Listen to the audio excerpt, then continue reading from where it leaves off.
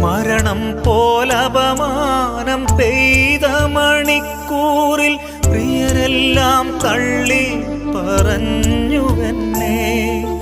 കൊല്ലപ്പെടാനുള്ള കുഞ്ഞാടിനെ പോലെ പരിഹാസമേറ്റങ്ങു നിന്നുപോയി ഞാൻ.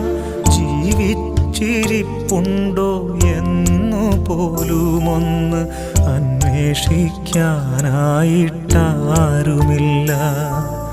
പാതാളത്തോളം ഞാൻ താഴുമ്പോഴും നാഥ അവരെല്ലാം ഉയരാനായി പ്രാർത്ഥിക്കുന്നു. ഈ ആരാധന മാത്രമാശ്വാസം.